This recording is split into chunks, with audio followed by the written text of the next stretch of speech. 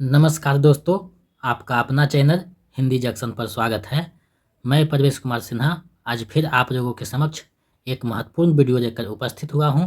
तो आप चैनल पर नए हैं तो सब्सक्राइब कर दें और बेल आइकन को दबा दें ताकि मेरे आने वाला वीडियो का नोटिफिकेशन आपको मिलती रहे और दोस्तों में शेयर करते जाएँ। दोस्तों, आज का जो टॉपिक है बीपीएससी शिक्षक भर्ती 2.0 यानी जो वैकेंसी आने वाली है उसी में टीजीटी पीजीटी यानी 6 से लेकर 12 तक जो हिंदी विषय की तैयारी कर रहे हैं उन्हीं के लिए महत्वपूर्ण और उपयोगी है। हिंदी की गद्य विधा, रेखा चित्र और संस्मरण को इसमें हम लोग पढ़ेंगे। इसमें हम लोग हिंदी की गद्य विधा, रेखा चित्र व संस्मरण के बारे में जानेंगे कि कौन कौन से रेखा चित्र लिखे गए, उसके रचनाकार कौन है, आदि चीज़ों को हम इस वीडियो में देखेंगे। तो बिना देर करते हुए चलिए हम लोग टॉपिक की तरफ बढ़ते हैं। तो दोस्तों, आप यहाँ पे देख रहे हैं हिंदी का गद्य विधा, रेखा चित्र व संस्मरण, यानी रेखा चित्र और संस्मरण दोनों को हम लोग एक साथ देखने वाले हैं। तो दोनों को हम लोग एक साथ देखेंगे क्योंकि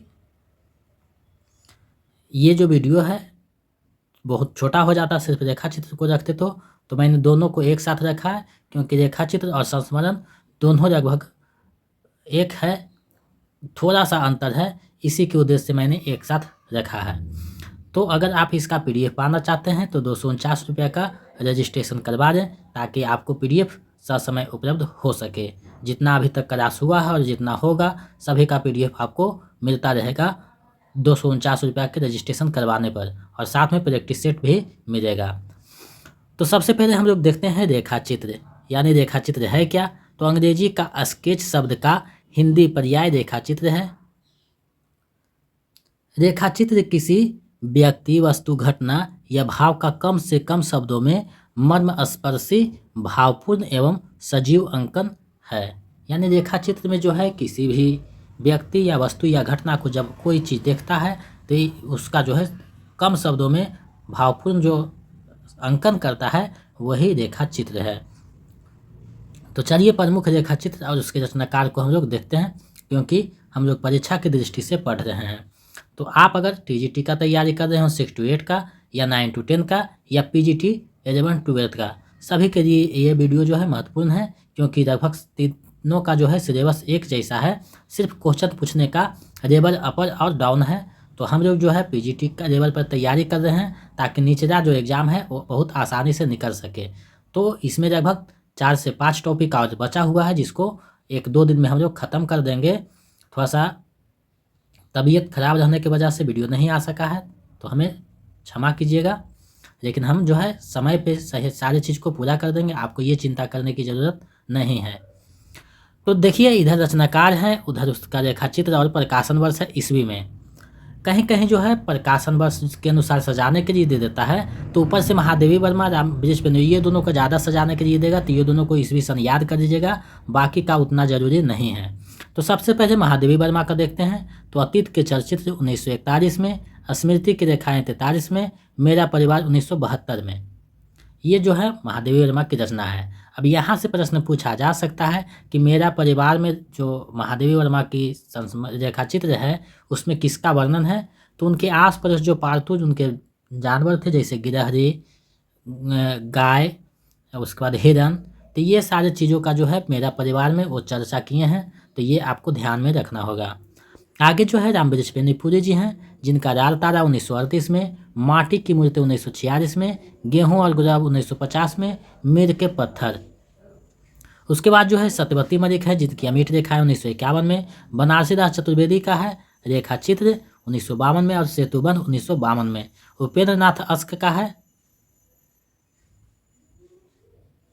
रेखाएं और चित्र।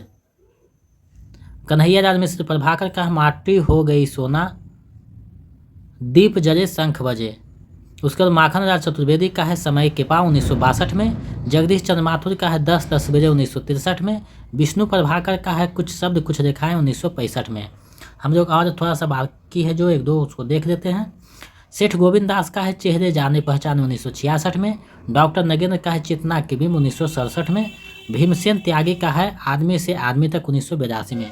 तो ये जो महत्वपूर्ण रेखाचित्र है इसको आप 2-4 बार पढ़िएगा तो दिमाग में आ जाएगा। विकल्प देखने के बाद आप लोग आसानी से उत्तर कर सकते हैं। तो इसे 2-4 बार आपको पढ़ना होगा।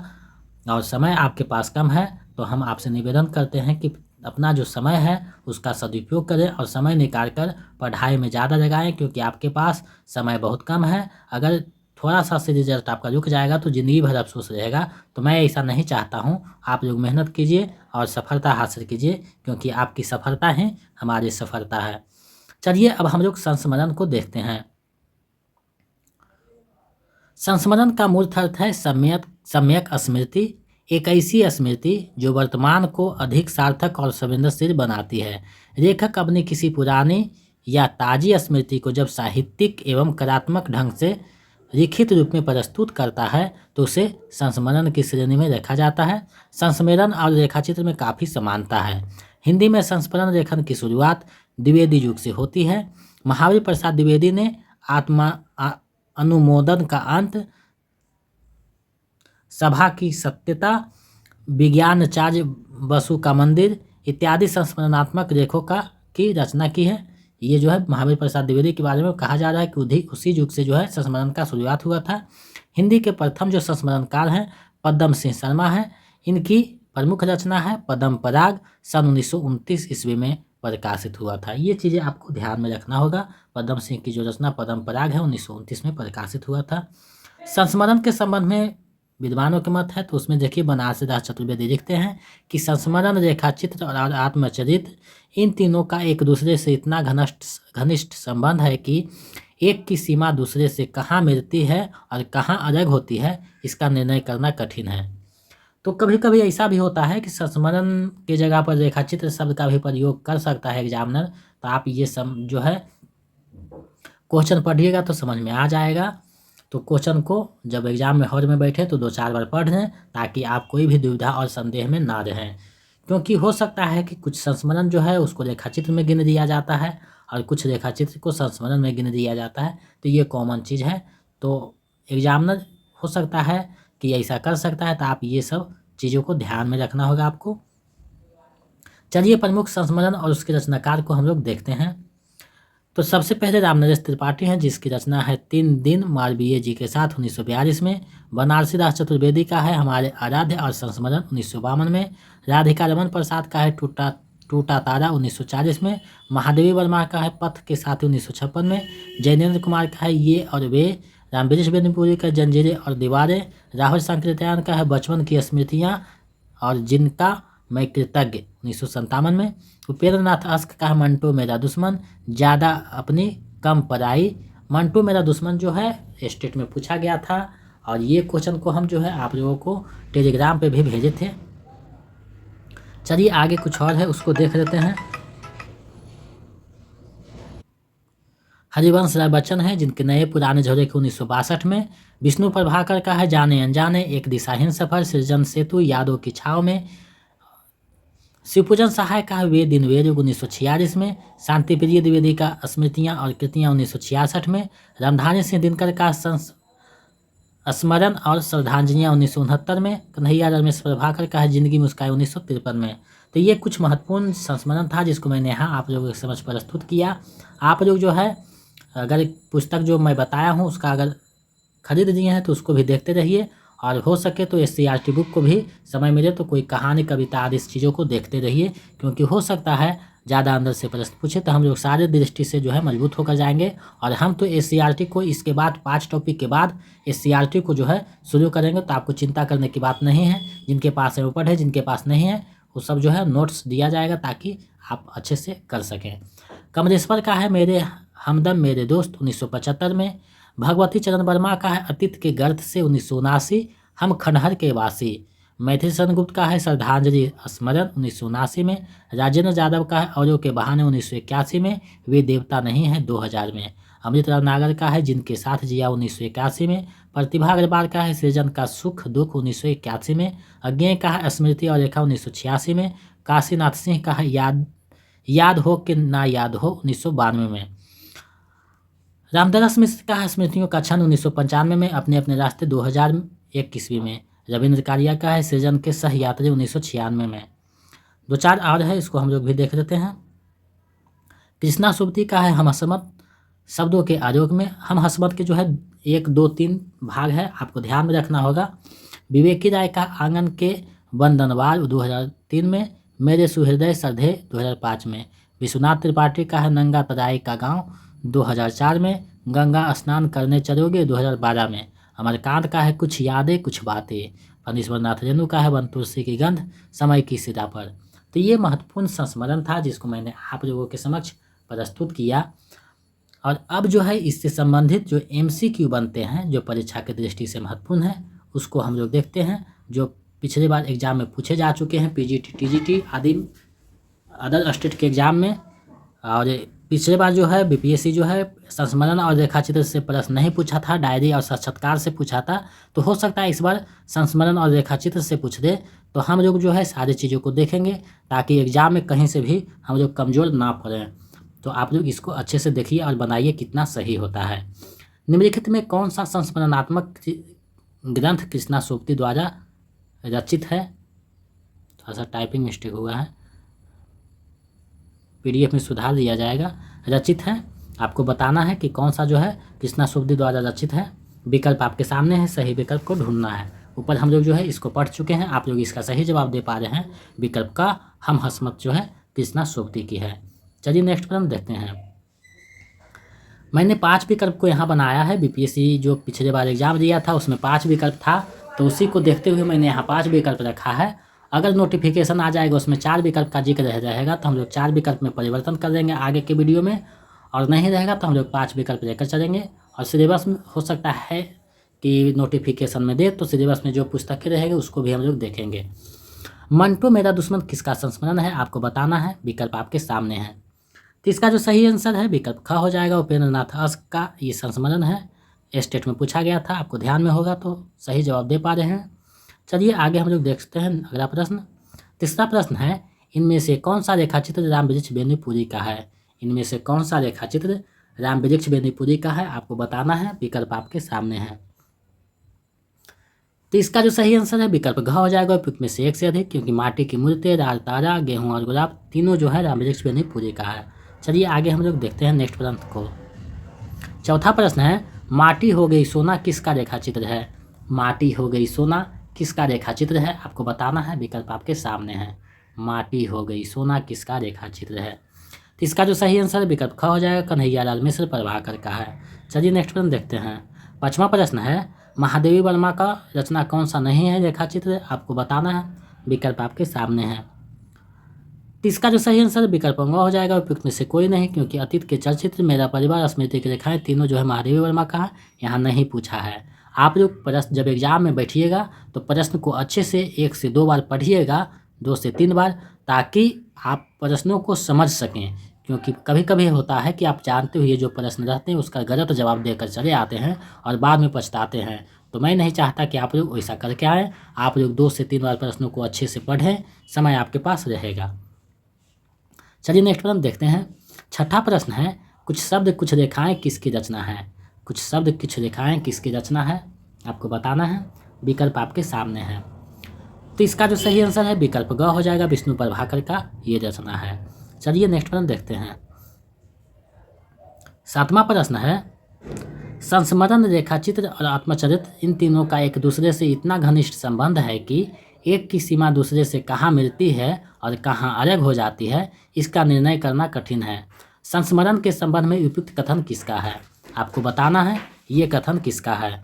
विकल्प आपके सामने है, सही विकल्प ढूंढना है। तो इसका जो सही आंसर है विकल्प ख हो जाएगा। बनारसीदास चतुर्वेदी का ये कथन है। चलिए नेक्स्ट प्रश्न देखते हैं। आठवां प्रश्न है, निम्न में से पद्मा सचदेवा का संस्मरण कौन सा है? पद्मा सचदेवा का संस्मरण कौन सा है? आपको बताना है। विकल्प आपके सामने है। तो इसका जो सही आंसर है विकल्प घ हो जाएगा। उपयुक्त में से एक से अधिक, क्योंकि मितवा घर, अमराई, दीवान खाना तीनों जो है उसी की रचना है। चलिए नेक्स्ट प्रश्न देखते हैं। स्मरण और श्रद्धांजलियाँ किसका संस्मरण है? स्मरण और श्रद्धांजलियाँ किसका संस्मरण है? आपको बताना है। विकल्प आपके सामने है। 5 विकल्प, उसमें एक विकल्प सही है, आपको चुनना है किसका है। तो इसका जो सही आंसर है विकल्प ख हो जाएगा। रणधारी सिंह दिनकर का है। चलिए इस वीडियो का अंतिम और 10वां प्रश्न देखते हैं। तो 10वां प्रश्न है, मेरे हमदम मेरे दोस्त किसका संस्मरण है?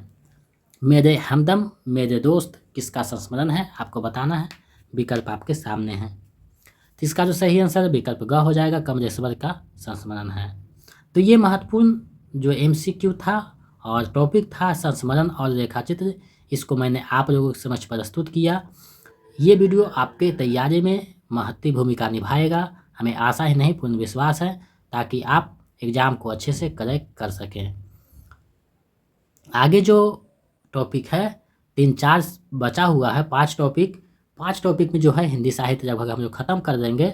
उसके बाद जो है हम लोग SCRT बुक को देखेंगे, तो आपको चिंता करने की बात नहीं है।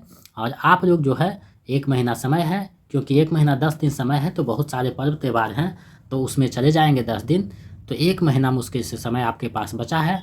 तो अपने आप को तपस्या की उद्देश्य से अपने आप को तैयारी में झोंक दीजिए, क्योंकि ये इस बार जो है कंपटीशन बहुत ज़्यादा होने वाला है। और स्टेट की तरह ये हर का एग्ज़ाम नहीं है, BPSC है, तो आपको बहुत सारी चीज़ें पढ़ना है, नोट्स है, बुक है, सारी प्रैक्टिस सेट बनाना है। तो ये सारी चीज़ों को आप करते रहें, और रिवीजन जो है बहुत ज़रूरी है। जो चीज़ें हम पढ़ाते हैं उसको आपको 1-2 बार देखते रहना है, देखते जाना है। PDF से प्रिंट करवा कर आप लोग जो है PDF से जो है रिवीजन करते रहें, ताकि आपका जो है तैयारी अच्छे ढंग से हो सके। अगर आप इसका PDF पाना चाहते हैं तो 249 रुपया का आपको रजिस्ट्रेशन करवाना होगा। 249 रुपया मेरे नंबर 72 61 81 53 07 पे फ़ोनपे या गूगल पे या पेटीएम कर दीजिए, और उसका स्क्रीनशॉट लेकर पुनः जो है यही नंबर पर हमें व्हाट्सएप कर दीजिए और नाम लिख दीजिए, ताकि मैं आपका रजिस्ट्रेशन कर सकूं। उसके बाद आपको जो है एग्ज़ाम होने तक जितना अभी तक का राशि हुआ है उसका PDF, और जितना होगा उसका PDF आपको मिलता रहेगा, ताकि आप अच्छे से रिवीजन कर सकें और अपनी तैयारी को मजबूती प्रदान कर सकें।